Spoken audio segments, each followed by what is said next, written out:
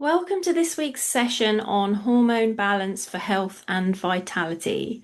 Now, this is actually one of the most important systems in our body, but actually one of the most misunderstood. So, hopefully, by the end of this session, you will have a really good grasp of what hormones do in your body and why they're so important, and how you can support them for your future and ongoing health and wellness. So let's get started. So first of all, what exactly are hormones? So they are a chemical that is released within the body. So it's a series of molecules. So these might be molecules that are made up of proteins, or they might be made up of fats. So different hormones have different molecular compositions. So they're made up of slightly different things, but essentially they are all chemicals that communicate across the body. So they will be produced by one area of the body, flow through the bloodstream, and then go to another area of the body where they communicate what they need to do. For example, growth hormones might be produced within the body and then go through the bloodstream, and then your body will grow. So there's lots of different hormones for different things. There's actually over 50 different hormones that are in use in the body that are constantly communicating backwards and forwards what that body needs to do. So it could be stress hormones, it could be hormones that show you when to rest, when to digest, repair, reproduce, that kind of thing. So these hormones are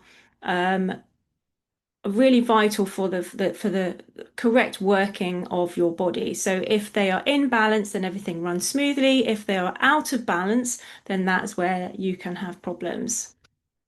So how exactly do they work?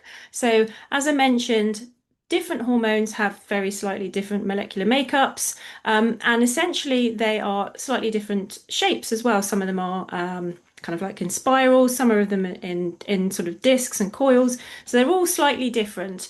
And so when they're produced by one area of the body and travel through the bloodstream, they meet a receptor at the other end, which essentially acts like a lock and key. So it will only fit into that particular receptor. So when that receptor cell um, um, meets the correct hormone molecule, then it triggers an action, it triggers something to work. So essentially, that's how it works, like a lock and key. So this is going on across your body all of the time.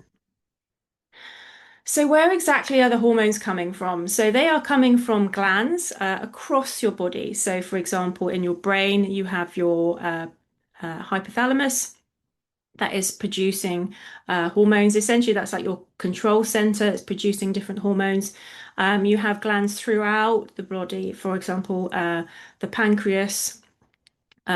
You have obviously the ovaries and testes that are producing the sex hormones.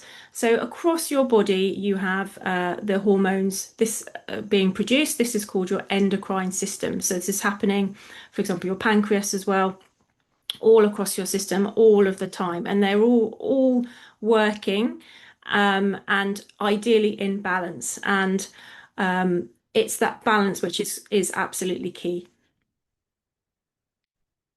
So let's just talk a little bit about what some of the main hormones are. Some of these you will certainly have heard of before. So insulin is a key hormone, and that helps to regulate blood sugar. Um, Testosterone is something we all have, but guys generally have more of this, and it's something that will regulate, for example, how much muscle mass you have. Um, then we have the digestive hormones. So we have ghrelin, GLP-1, which anyone who's on the GLP-1 jab will know a little bit about, and leptin. So they are regulating your digestion. Then we have something called melatonin, which is regulating sleep patterns. And then cortisol. So this is something that you might also well have heard of, which is the stress hormone, which we covered in another session on stress in a bit more detail. So these are all hormones that are released by the body under certain circumstances that then trigger an effect to happen. So we're going to talk a little bit of detail about one of them today, which is the hormones related to your digestion and your hunger control. So there's a few here, so I'm going to talk about those in a little bit more detail. So we have um, ghrelin, which is the first one. So if you are feeling hungry, so your stomach is starting to empty and you're starting to feel hungry, then ghrelin is something that your body will produce, and that will then trigger hunger in you. So you will feel hungry because ghrelin is being produced. Now, once you've eaten and your stomach and your body senses that you are now full, then your body will start to produce GLP-1 and another one called PPY. And that then triggers this sensation that you are now full, you're satisfied, and then you stop eating. And then long term, we have another one which is called leptin, and this is actually produced by fat cells. So if you're storing a lot of excess calories as fat, then your body will produce something called leptin if it's in balance. And that basically will help regulate how much you store, how many extra calories you eat. So if these elements are all working in harmony, in the right levels and balance, then your body will find a natural balance in terms of your overall weight management. So these hormones are absolutely key to how your body works. Now, if your body is in balance, then these will all be working well, and you shouldn't, in most cases, have too much of an issue with weight management. But often, as a lot of us are aware, especially women who reach a certain age, hormones can go off balance, and hormones can go off balance for lots of other reasons, and we'll talk about that a bit more in a bit. So, what are some of the signs that your hormones might be a little bit out of balance? So, your body is constantly communicating to you. So, it's up to us really to look at what those symptoms might be and to address what those things might be telling us. So, for example, if you're experiencing quite a lot of brain fog or confusion and things like that, now obviously there could be other reasons for this, but often it could be down to an imbalance of hormones. If you're feeling very sluggish, that you're lacking energy, again, one of the signs that's one of the signs that your hormones could be out of balance. If you're experiencing a lot of weight gain around your middle, again, that could be a sign that your hormones are triggering that extra storage of fat around your middle. If you're finding that you're having difficulty sleeping, a bit insomniac, then again, that can be a sign that things like melatonin are out. If you are having lots of breakouts and skin, things like acne, then again, that can be a sign hormones are out of balance. Now, a lot of people, they experience this going through teen years, and people say, oh, it's the hormones. Well, exactly that. But you can experience that anytime. So if you do experience that of other times when it's nothing to do with puberty, then it could be something to do with your hormones. And then if you have, for women, if you are having irregular periods or discomfort, things like that, which is sort of not usual for you, again, that could be a sign that your hormones are out of balance. Now, it could be a sign that you're perimenopausal as well. But if that's not the case, then that could be something to look at in terms of how we might better balance your hormones. And infertility is another thing. So obviously we have the sex hormones for reproduction, and if that's out of balance, then that can affect fertility as well. And another sign is hair loss. So guys often experience hair loss as they're getting older, as testosterone is reducing and their hormones are changing. But women can experience that as well. So if you're experiencing hair thinning and things like that, again, it can be hormonal. So that is something that can often be addressed. So, what are some of the specific things that are throwing hormones off balance? So, stress can throw your hormones off balance. So, stress when you have a stress, then you are releasing cortisol and adrenaline, and the cortisol is a trigger for other things happening in your body. So, this is a hormone. Now, if people are undergoing a lot of stress, then essentially you are you're releasing too much of that hormone, and it can actually dull the receptors essentially, and how that's working, and that can then have a knock-on effect on other hormones in the body. Lack of sleep can affect how these glands are producing hormones, and the quality of the sleep as well. What you're actually eating, whether your foods are um, highly nutritious, or whether they, in this case, are full of sugars, full of artificial processed foods, they can also affect the balance of your system.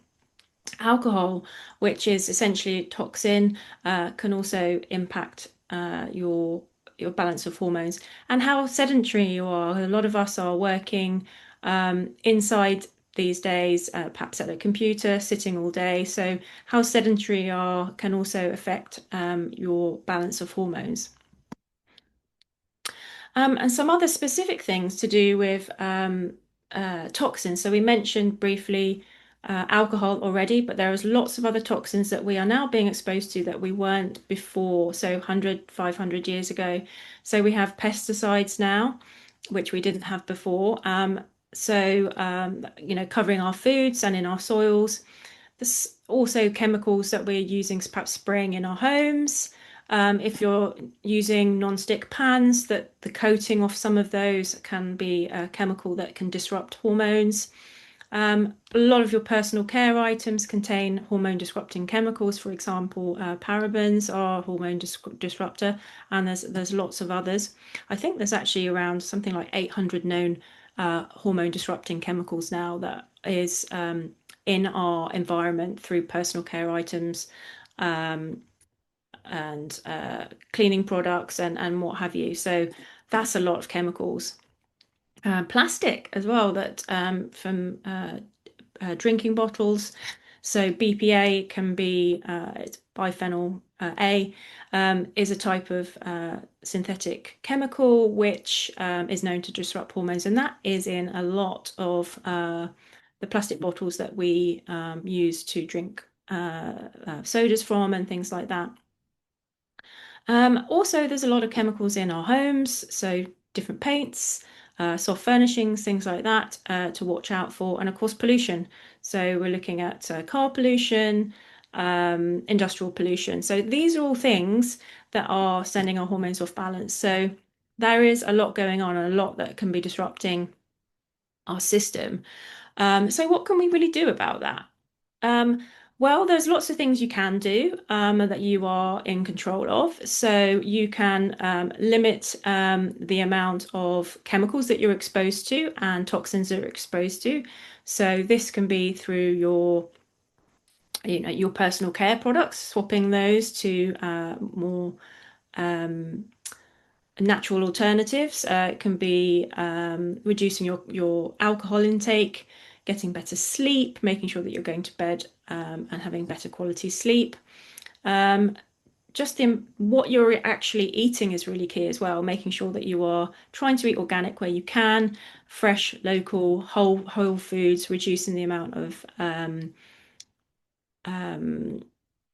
processed foods that you eat, and getting outside more, getting outside, fresh air, exercise. So these are all things that we talk a lot about in a lot of these videos. So they're very similar across the board. So if you want to help with stress, these are the kind of things that you will do.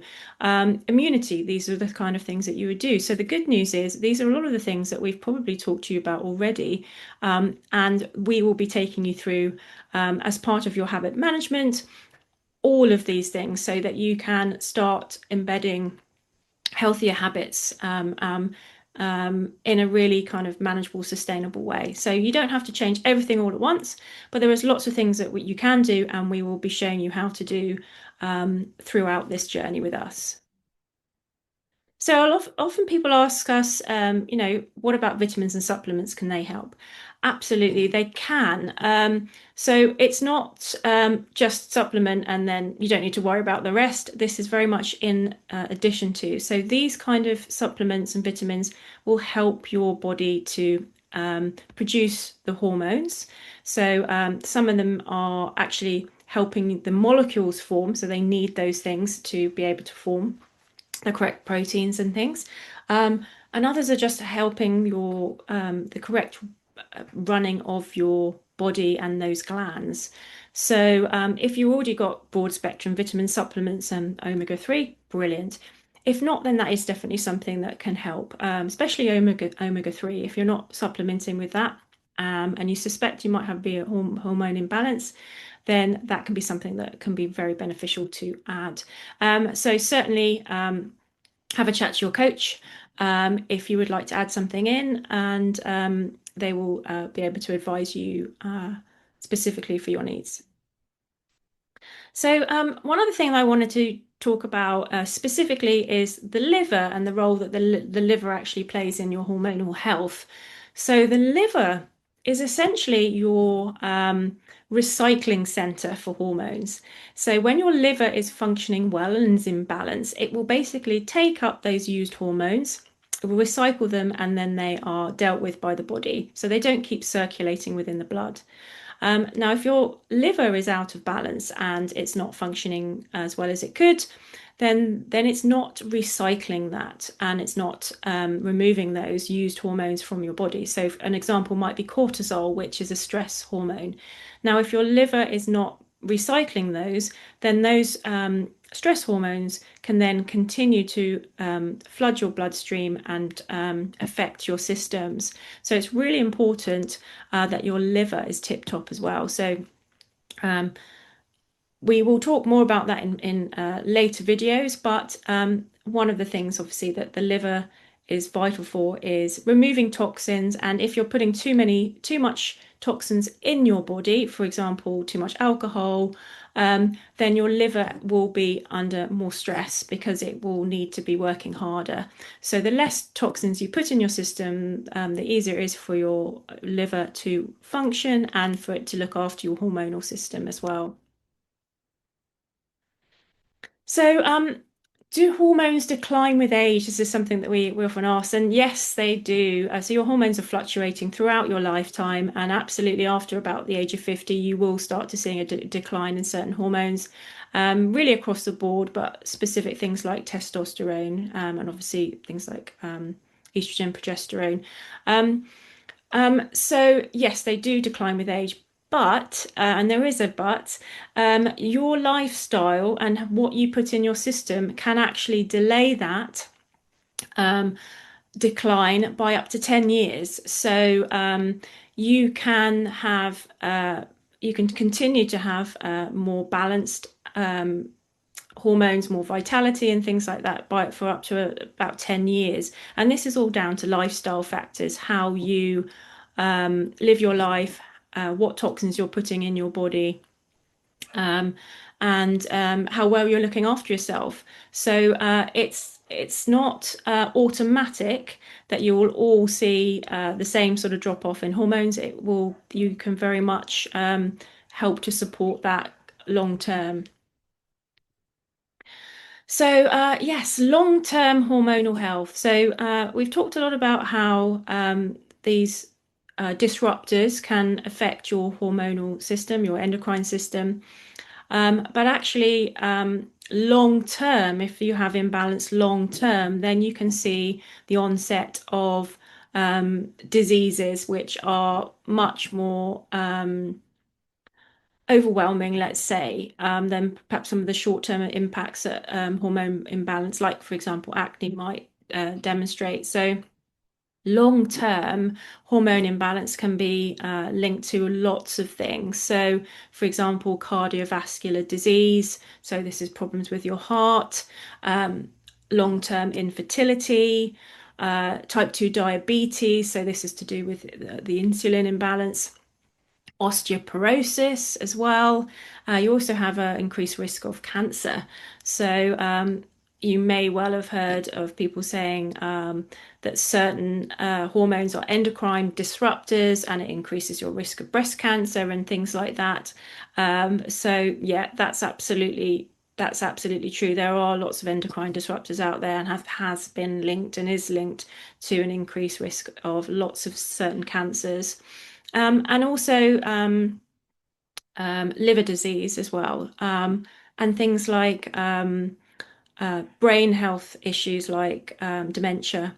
So there are lots of things which probably a lot of you are familiar with, or your family, you've heard, perhaps you have family or friends or relatives who have issues with some of these things. And wouldn't it be fantastic if we could go back in time and correct some of these imbalances to reduce the risk of that happening? And so that's exactly what we want to do with you. So time for team challenge. So I'd like you all to have a think about within your own lives and your own behaviors, your lifestyle as it is at the moment, what one thing you will change this week. Now I say one, but it could be two, it could be three. One or two is usually ideal. Have a think about what it is you're going to change this week. So I've given you three things here to choose from. But it could be one of the other measures that we talked about earlier in terms of how you can balance hormones. So these are three of the kind of quick wins. So you might choose to swap away from your personal care products that are what I would call the mainstream personal care products to more natural alternatives. So a lot of the mainstream personal care products will have things like parabens, BPAs, those kind of things in them. So what you need to be looking for is ones that are Soil Association certified organic or have another organic approval on them. Those you can be sure do not have any of these hormone disruptors in them, and are going to be much better for you and your hormone system.